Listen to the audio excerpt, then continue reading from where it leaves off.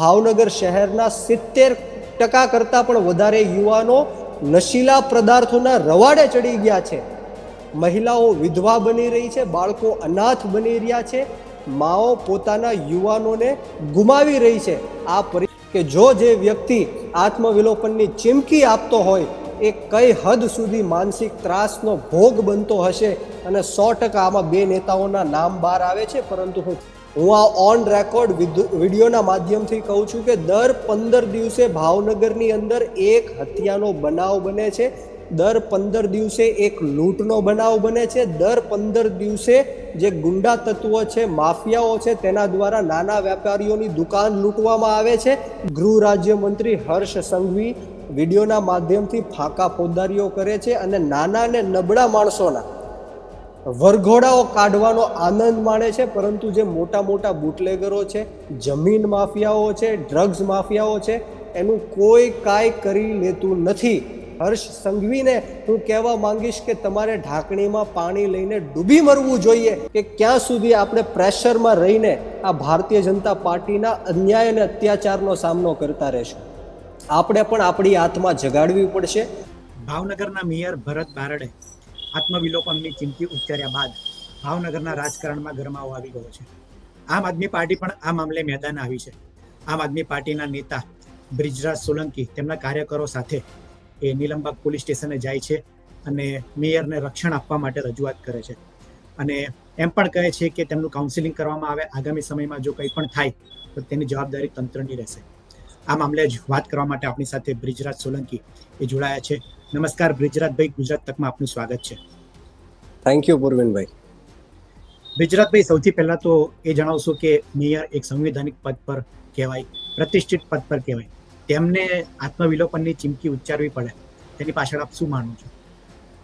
સૌ પ્રથમ તો ગુજરાત તકના તમામ દર્શક મિત્રોનું આ તકે હું સ્વાગત કરું છું. અને જે રીતના આપણે વાત કરી કે ભાવનગરની અંદર છેલ્લા ઘણા સમયથી જે સ્થિતિ છે એ કથળી રહી છે.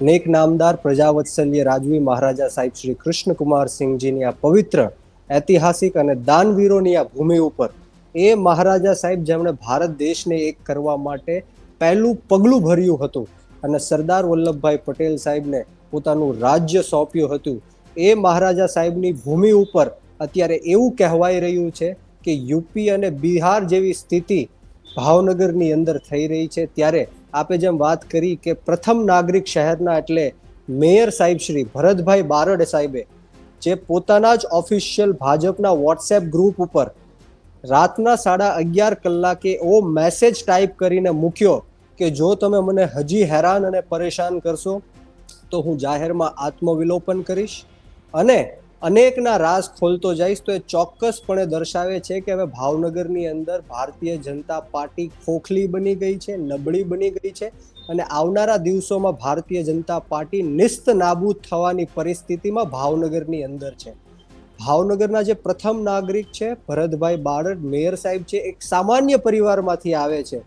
ખૂબ સારી રીતે અમે એમને જાણીએ છીએ, પરંતુ અમે પોલીસને એ રજૂઆત કરવા અને ફરિયાદ કરવા માટે લેખિતમાં ગયા હતા કે જૂની આઈપીસી કલમ 306 અને નવી આઈપીસી કલમ 108 મુજબ જો કોઈ પણ આત્મવિલોપનની જાહેરમાં ચીમકી આપતા હોય છે તો પોલીસ દ્વારા એક્શન લેવામાં આવે છે, એમને બોલાવવામાં આવે છે, કાઉન્સેલિંગ કરવામાં આવે છે, એમને સમજાવવામાં આવે છે.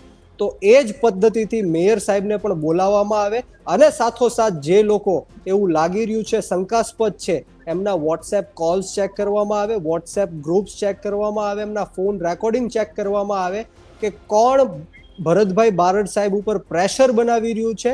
અને આપ વિચારો કે રાજનીતિ સાઈડમાં મૂકી દો, કદાચ કોઈકને પાર્ટી સાથે પોતાના પરિવાર સાથે વાંધો હોય તો એ એવું કે હું પાર્ટી છોડીને જતો રહીશ, પાર્ટી મૂકીને રાજીનામું આપી દઈશ, પરંતુ એ હદ સુધી એ લોકોને ટોર્ચરિંગ પાર્ટીની અંદર કરવામાં આવે છે, એ હદ સુધી એ લોકોને પ્રેશર આપવામાં આવે છે કે પોતે એક વ્યક્તિ એમ કહે છે કે હું મારું જીવન સમાપ્ત કરી દઈશ. તમે વિચારી શકો છો કે ભારતીય જનતા પાર્ટીની અંદર શું ચાલી રહ્યું છે. હમણાં જ ભાવનગરની હું વાત કરું તો તાજેતરમાં ભાવનગરના 4 નગરસેવકોએ ગૃહ રાજ્યમંત્રી હર્ષ સંઘવીને પત્ર લખવો પડ્યો કે ભાવનગરની અંદર કાયદો અને વ્યવસ્થા કથળી રહી છે.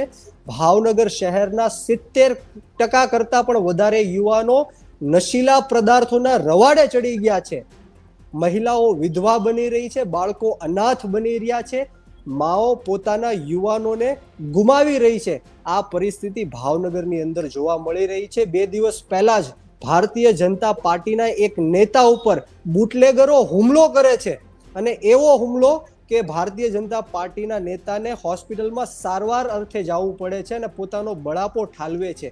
ત્યારે આપ સમજી શકો છો કે ભારતીય જનતા પાર્ટીની અંદર શું ચાલી રહ્યું છે. આ માત્ર ને માત્ર ભ્રષ્ટાચારના કારણે થાય છે. હું તમને એક બીજો ઉદાહરણ દાખલો આપું કે હમણાં જ આપણે સોશિયલ મીડિયાના માધ્યમથી જોયું કે ભાવનગર જિલ્લાના પૂર્વ જિલ્લા પ્રમુખ એવા લંગાડિયા સાહેબ પણ ભારતીય જનતા પાર્ટીના એક મોટા નેતાના વિરુદ્ધમાં આક્ષેપો કરી રહ્યા હતા. હમણાં જ ભાવનગરની અંદર પૂર્વ કોર્પોરેટર અને પૂર્વ મહામંત્રી ચિત્રાની અંદર જે રહેણાંક છે એમના ઘરમાં ઘૂસીને બુટલેગરો એમને ઢોર માર મારે છે. તો આવા અનેક બનાવો છે, અનેક પ્રકરણો છે, અનેક ભ્રષ્ટાચારો છે જે દિવસે ને દિવસે ભાવનગરની અંદર ઉજાગર થઈ રહ્યો છે. ત્યારે આમ આદમી પાર્ટીએ પોલીસ પાસે જવું પડ્યું અને કહેવું પડ્યું કે અમે મેયર ભરતભાઈ બારડ સાહેબ છે એમની સાથે છીએ, એમને તમે રક્ષણ આપો, એમને તમે સંપૂર્ણ રીતના સાથ સહકાર આપો, નહીતર એમની માનસિક સ્થિતિ અત્યારે એવી છે કે ગમે ત્યારે એ કોઈ પણ કદમ ઉઠાવી શકે છે. એટલા માટે અમે રજૂઆત કરવા ગયા હતા અને પોલીસને આવેદન દીધું હતું. બ્રિજરાજભાઈ, ભરતભાઈ તમારા મિત્ર છે, તો આ મામલે તમારી ભરતભાઈ સાથે કોઈ વાત થઈ હતી અને પોલીસને જે રીતની તમે રજૂઆત કરી છે તો પોલીસે કોઈ કાર્યવાહીની ખાતરી કે બાહેધરી આપી છે? જી, ભરતભાઈ બારડ સાહેબ છે, સિનિયર રાજનેતા છે અને મારા ફાધર સાહેબ રાજુભાઈ સોલંકીના બહુ જૂના મિત્ર છે અને બહુ સરળ સ્વભાવના સામાન્ય પરિવારમાંથી આવતા એક વ્યક્તિ છે. પરંતુ જ્યારે અમારે તો વાત નથી થઈ, પરંતુ જ્યારે મીડિયા સમક્ષ એમની બાઇટ લેવામાં આવી, એમને પૂછવામાં આવ્યું કે શું હકીકત હતી, ત્યારે ભરત બારડ સાહેબે એવું જણાવ્યું કે અમારા પરિવારનો મામલો છે, અમારો અંદરનો મામલો છે, અમે સુલટાવી લેશું. પરંતુ હું ભરતભાઈ બારડ સાહેબને કહેવા માંગીશ કે ક્યાં સુધી આપણે પ્રેશરમાં રહીને આ ભારતીય જનતા પાર્ટીના અન્યાય અને અત્યાચારનો સામનો કરતા રહેશું. આપણે પણ આપણી આત્મા જગાડવી પડશે અને પોતાના હક, અધિકાર અને ન્યાય માટે, પોતાની માટે, પ્રજાનું રક્ષણ કરવા માટે, પ્રજાની સેવા અને કામ કરવા માટે આપણે પણ ખુલ્લીને બહાર આવવું પડશે. મને 100% વિશ્વાસ છે કે ભારતીય જનતા પાર્ટીના સ્ટેટ લેવલના નેતાઓ જ્યારે ભાવનગરમાં આવે છે ત્યારે બીજી વાર ભરતભાઈ બારડ સાહેબ ઉપર પ્રેશર બનાવ્યું હશે કે તમે સ્ટેટમેન્ટ તમારું ચેન્જ કરી નાખો, તમે કોઈ નિવેદન ન આપો, નહીતર તમારી ઉપર કડક કાર્યવાહી કરશું અમે. ત્યારે ભરતભાઈ બારડ સાહેબે પોતાનું સ્ટેટમેન્ટ ચેન્જ કરી લીધું છે. પરંતુ હું 100% એવું માનું છું કે જો જે વ્યક્તિ આત્મવિલોપનની ચીમકી આપતો હોય એ કઈ હદ સુધી માનસિક ત્રાસનો ભોગ બનતો હશે.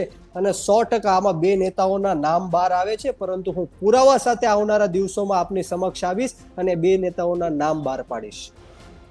બ્રિજરાજભાઈ, ભાવનગરમાં કાયદા અને વ્યવસ્થાની સ્થિતિને લઈને આમ આદમી પાર્ટી સતત એ સવાલ ઉઠાવતી રહી છે. થોડા દિવસ પહેલા તમે પણ એ કલેક્ટરને રજૂઆત કરવા ગયા હતા. બીજી તરફ સરકાર એમ કરી રહી છે કે ભારતીય જનતા પાર્ટીની સરકારમાં એ કાયદા વ્યવસ્થાની સ્થિતિ ખૂબ મજબૂત છે, ગુંડાઓમાં, અસામાજિક તત્વોમાં હવે પોલીસનો ડર બેસી રહ્યો છે. તેના વિશે તમે શું કહેશો? જી, હું આપને ભાવનગરની જો વાત કરું તો દર 15 દિવસે પૂર્વિનભાઈ એક હત્યા થાય છે. હું આ ઓન રેકોર્ડ વિડીયોના માધ્યમથી કહું છું કે દર 15 દિવસે ભાવનગરની અંદર એક હત્યાનો બનાવ બને છે, દર 15 દિવસે એક લૂંટનો બનાવ બને છે, દર 15 દિવસે જે ગુંડા તત્વો છે, માફિયાઓ છે, તેના દ્વારા નાના વેપારીઓની દુકાન લૂંટવામાં આવે છે. દર 15 દિવસે બહેનો, દીકરીઓને ઇજ્જત આબરૂ લૂંટાઈ રહી છે, રેપના મામલાઓ વધી રહ્યા છે. ત્યારે 100% ભાવનગરની અંદર બિહાર અને યુપી જેવી સ્થિતિ થઈ રહી છે. માત્ર ગૃહ રાજ્યમંત્રી હર્ષ સંઘવી વિડીયોના માધ્યમથી ફાંકા ફોજદારીઓ કરે છે અને નાના અને નબળા માણસોના વરઘોડાઓ કાઢવાનો આનંદ માણે છે. પરંતુ જે મોટા મોટા બુટલેગરો છે, જમીન માફિયાઓ છે, ડ્રગ્સ માફિયાઓ છે, એનું કોઈ કાંઈ કરી લેતું નથી.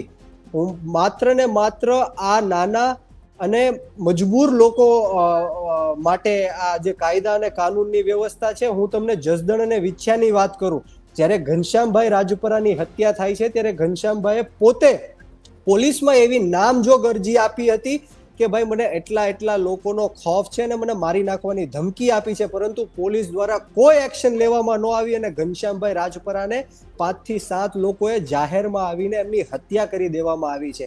એવા અનેક બનાવો ભાવનગરની અંદર પણ બને છે. અવારનવાર પોલીસને, કલેક્ટરને, મામલતદારોને, બધા જ અધિકારીઓને રજૂઆત કરવા છતાં પણ આવા ગુનાહિત કાર્યો બને છે. ત્યારે શરમજનક વાત છે. હર્ષ સંઘવીને હું કહેવા માંગીશ કે તમારે ઢાંકણીમાં પાણી લઈને ડૂબી મરવું જોઈએ કે ભાવનગરની અંદર જે નેક નામદાર મહારાજા જેમનું આખા વિશ્વમાં નામ છે એવા ભાવનગરને તમે કલંકિત કરવાનું કામ કરી રહ્યા છો. થોડા દિવસ અગાઉ તમે નગરપાલિકાની કચેરીએ ગયા હતા, ત્યાં પણ ઘર્ષણના દ્રશ્યો સર્જાયા હતા. તમને બેરિકેડમાંથી બહાર કાઢી મૂકવામાં આવ્યા હતા, મળવા નહોતી દેવામાં આવ્યા. તે શું સમગ્ર મામલો હતો તે જણાવશો? જી, ભાવનગરમાં અકવાડા વિસ્તારની અંદર ચંદ્રોદય સોસાયટી આવે છે, જેમાં 600 કરતા વધારે રહીશો રહે છે, એમના મકાનો છે. અને છેલ્લા 10 વર્ષથી એ લોકો દર વર્ષે વેરો ભરે છે. અંદાજે 12 થી 15 લાખ રૂપિયાનો વેરો આ 600 મકાનોના રહીશો ભરતા હોય છે. પરંતુ જેમ તમે વિડીયોમાં જોયું હશે કે રોડની સુવિધા નહીં, કિચડની જે સમસ્યાઓ છે, ગટરમાં જે પાણી ઉભરાઈ રહ્યું છે, પીવાના પાણીમાં ગટરની દુર્ગંધ બેસી ગઈ છે. ત્યારે હું કમિશનર સાહેબ પાસે પાણીનું સેમ્પલ લઈને ગયો તો, રહીશો સાથે ગયો તો, એમની રજૂઆત કરવા માટે ગયો તો, પરંતુ જે કમિશનર છે એ ભારતીય જનતા પાર્ટીના દબાવમાં આવીને એવા અમને પોતાને સવાલ પૂછે છે કે આ તમે પાણી ક્યાંથી લાવ્યા, અમને શું ખબર. તો મેં એમને કીધું કે તમે અમારી સાથે ચલો, ગ્રાઉન્ડ ઝીરો ઉપર જઈને પાણી જુઓ, તમે પીને જુઓ, તમે રોડ રસ્તાની સમસ્યાઓ જુઓ, પરંતુ રહીશોને મળવા પણ દેવામાં નહોતા આવ્યા. અને આવા જે સવાલો છે, પાયા વગરના સવાલો છે, અમને પૂછીને દબાવી દેવાના પ્રયત્ન કરવામાં આવ્યા હતા. ત્યારે પોલીસ દ્વારા અમારી અટકાયત કરવામાં આવી હતી, અમારી સાથે ગેરવર્તન કરવામાં આવ્યું હતું. અનેક મહિલાઓને ખોટી રીતના હેરાન પરેશાન કરીને પાડી દેવામાં આવી હતી, અટકાયત કરી દેવામાં આવી હતી. અમારા કાર્યકરો ઉપર હુમલાઓ પણ કરવામાં આવ્યા હતા. એ માત્ર ને માત્ર ભારતીય જનતા પાર્ટીના ઈશારે થઈ રહ્યું છે. પરંતુ જે રીતના વિસાવદરની અંદર આમ આદમી પાર્ટી ઉભરીને આવી છે અને સમગ્ર ગુજરાતની અંદર જે એક ડાયલોગ બની ગયો છે, ડાયલોગ દિલથી નીકળેલો ડાયલોગ છે કે જો ભારતીય જનતા પાર્ટી હવે કામ નહીં કરે તો વિસાવદર વાળી થશે. એટલે 100% હવે ધીરે ધીરે ગુજરાતની પ્રજાનો આત્મા જાગી રહ્યો છે, યુવાનોનો આત્મા જાગી રહ્યો છે, ખેડૂતો, મહિલાઓ, મજૂર વર્ગના લોકો, નાના વેપારીઓ હવે 100% આવનારા દિવસોમાં ભારતીય જનતા પાર્ટીને નિસ્ત નાબૂદ કરીને આમ આદમી પાર્ટીની સરકાર બનાવવા જઈ રહી છે. બ્રિજરાજભાઈ, વિસાવદરની ચૂંટણી પરથી યાદ આવી, વિસાવદરની ચૂંટણી વચ્ચે એ બોટાદના ધારાસભ્ય જે ઉમેશ મકવાણા છે તેમને સસ્પેન્ડ કરવામાં આવ્યા હતા. અને હવે રાજુ કરપડા જે આમ આદમી પાર્ટીના મોટા નેતા છે, તેઓ ત્યાં સક્રિય જોવા મળે છે. તો આગામી સમયમાં બોટાદને લઈને આમ આદમી પાર્ટીનો શું પ્લાન છે? જી, બોટાદની જનતાનો મન છે એ 100% આમ આદમી પાર્ટીને જીતાડવાનું છે.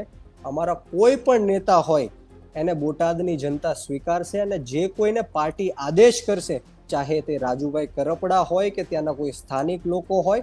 પરંતુ મેં તમને જેમ કીધું એમ કે વિસાવદરની ચૂંટણી બાદ જે ગ્રામ્ય વિસ્તારો છે એ ખેડૂતોને લગતો વિસ્તાર છે. ત્યારે ખેડૂતો અને યુવાનોએ મન બનાવી લીધું છે. તમે એનું રિઝલ્ટ આવનારી જે જિલ્લા પંચાયત અને તાલુકા પંચાયતની ચૂંટણીમાં જોઈ શકશો.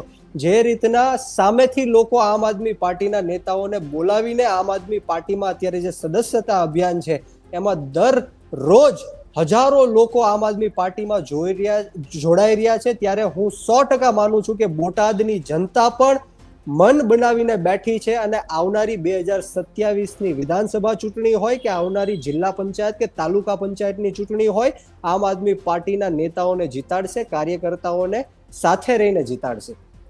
ભાજપનું એવું કહેવું છે કે વિસાવદરની એક સીટ જીતી ગયા તો આમ આદમી પાર્ટીને એવું લાગે છે કે તે આખું ગુજરાત જીતી ગયા હોય તેવો માહોલ એ લોકોમાં ફેલાવવા માંગે છે. બીજી તરફ કોંગ્રેસનું એવું કહેવું છે કે આમ આદમી પાર્ટી છે એ ભાજપને જ ફાયદો કરાવવા માટે અને કોંગ્રેસના વોટ તોડવા માટે આવે છે. એટલે ક્યાંક ને ક્યાંક એવું કહે છે કે આમ આદમી પાર્ટી ભાજપની બી ટીમ છે. તેના વિશે તમે શું કહેશો? જી, ભારતીય જનતા પાર્ટીના લોકો અનાપ શનાપ વાતો જ્યારે દિલ્હીની ચૂંટણી હતી ત્યારે પણ કરતા હતા કે આ 4 લોકોની પાર્ટી છે, આ પાર્ટીનું કંઈ થવાનું નથી, આ આતંકવાદીઓ છે, તેમ છે, ફલાણું છે, ઢીકણું છે. પરંતુ ભારત દેશના ઇતિહાસમાં ક્યારેય સીટો ન આવી હોય એટલી સીટો દિલ્હી અને પંજાબમાં લાવીને આમ આદમી પાર્ટીએ ઇતિહાસ રચ્યો છે. અને જ્યારે આપણે ગુજરાતના વિસાવદરની વાત કરીએ ત્યારે યુવા લડાયક આપણા એડવોકેટ અને ખેડૂત પુત્ર ગોપાલભાઈ ઇટાલિયા જ્યારે વિસાવદર લડી રહ્યા હતા ત્યારે માત્ર ખાલી વિસાવદરની સીટ નથી જીતી, પરંતુ અમે આખી ભારતીય જનતા પાર્ટીની ફોજને મુખ્યમંત્રીથી લઈને ગૃહમંત્રીથી લઈને તમામ સાંસદોથી લઈને તમામ ધારાસભ્ય, તમામ કોર્પોરેટરો, અલગ અલગ જિલ્લાઓમાંથી ચેરમેનો, કાર્યકર્તાઓની તમામ ફોજ વિસાવદરની અંદર ઉતરી હતી. કરોડો રૂપિયા લઈને ભારતીય જનતા પાર્ટી વિસાવદરની અંદર ઉતરી હતી. હજારો કરોડો રૂપિયાનો દારૂ લઈને વિસાવદરની અંદર ભારતીય જનતા પાર્ટી ઉતરી હતી. પરંતુ બધા જ આ પ્રલોભનોને વિસાવદરની જનતાએ નેસ્તનાબૂદ કરીને ના પાડીને એક ઈમાનદાર, કટ્ટર દેશભક્તિ અને ઇન્સાનિયતને માનવા વાળી પાર્ટી એટલે કે આમ આદમી પાર્ટીને ફરીવાર, આ પહેલી વાર તો નથી જીતાડી, વિસાવદરની જનતાએ ફરીવાર આમ આદમી પાર્ટીને 3 ગણા વધારે મતોથી વિસાવદરની અંદર જીતાડી છે. એ સંકેત આપ્યો છે ગુજરાતની જનતાએ કે હવે 30 વર્ષ કોંગ્રેસે રાજ કર્યું, 30 વર્ષ ભારતીય જનતા પાર્ટીએ રાજ કર્યું, પરંતુ બંનેથી ત્રાહિમામ પુકારીને આ વખતે 2027ની વિધાનસભાની ચૂંટણીની અંદર આમ આદમી પાર્ટી 100% જીતવા જઈ રહી છે. અને અરવિંદ કેજરીવાલ સાહેબનો જે વિચાર છે, દિલ્હીની અંદર જે મફતમાં વીજળી હોય, પાણી હોય, સારામાં સારું ઇન્ટરનેશનલ એડ્યુકેશન હોય, ઇન્ટરનેશનલ હોસ્પિટાલિટી હોય, આ બધી જ વાતોને લઈને ગુજરાતના યુવાનો, ખેડૂતો, મહિલાઓ, મજૂર વર્ગના લોકો, નાના વેપારીઓ, ઓબીસી, એસસી, એસટી સમાજ, આદિવાસી માઇનોરિટી સમાજ આમ આદમી પાર્ટીની સાથે રહીને ઝંડો બુલંદ કરવા 2027માં જઈ રહી છે. બ્રિજરાજભાઈ, સમસ્યા તો ઘણી છે, રોડ રસ્તા સહિત અનેક સમસ્યાઓ હોય છે, જેનું કેટલીક સમસ્યાનું સમાધાન થતું હોય છે, કેટલીક સમસ્યાનું સમાધાન નથી થતું હોતું. તો આગામી સમયમાં તમે લોકો વચ્ચે કયા મુદ્દે જશો? જી, આમ આદમી પાર્ટી સામાન્ય લોકોની પાર્ટી છે, એટલે સામાન્ય લોકોના જે મુદ્દા હોય, અમારી પાસે કોઈ રોકેટ સાયન્સ નથી, પરંતુ જે પ્રાથમિક સુવિધાઓ, જે રોડ, રસ્તા, પાણી, ગટર, વીજળી, આ બધી જ સમસ્યાઓને લઈને અત્યારે ગુજરાતની જનતા ત્રાહિમામ પુકારી ચૂકી છે. ખેડૂતોના અનેક મુદ્દાઓ છે. યુરિયા ખાતર ન મળવાનો મુદ્દો હોય, એમએસપી ન મળવાનો મુદ્દો હોય, સિંચાઈનું પાણીનો મુદ્દો હોય, નળ સે જળ યોજનાનો મુદ્દો હોય, યુવાનો દિન પ્રતિદિન આત્મહત્યા કરી રહ્યા છે, પેપરો લીક થઈ રહ્યા છે, મહિલાઓનો મુદ્દો હોય કે મહિલાઓ મોંઘવારીથી જે ત્રાહિમામ પુકારી ચૂકી છે, આ બધા સામાન્ય લોકોના મુદ્દાને લઈને અમે પબ્લિકની વચ્ચે જાશું અને અમે રજૂઆત કરશું કે જે રીતના આમ આદમી પાર્ટી દિલ્હી અને પંજાબની અંદર કામ કરી ચૂકી છે, એ જ કામ ગુજરાતની જનતાએ જે 2022માં અમને ભરોસો આપ્યો હતો, 40 લાખ કરતાં પણ વધારે વોટ આપીને અમને સંકેત આપ્યું હતું કે દિલ્હી પંજાબની બાદ હવે ગુજરાતનો પણ વારો છે. ગુજરાતની જનતા પણ માનનીય અરવિંદ કેજરીવાલ સાહેબને ઈચ્છી રહી છે, આમ આદમી પાર્ટીને ઈચ્છી રહી છે. જે યોજનાઓ દિલ્હી અને પંજાબની અંદર મહિલાઓને આપવામાં આવે છે, યુવાનોને, ખેડૂતોને આપવામાં આવે છે, શહીદોને આપવામાં આવે છે, એ જ યોજનાઓ હવે ગુજરાતની જનતાને પણ હવે મળવા જવાની છે. ત્યારે 2027ની અંદર 100% આમ આદમી પાર્ટીની સરકાર બનશે. જી બ્રિજરાજભાઈ, આભાર આપ અમારી સાથે જોડાયા તે બદલ. Thank you.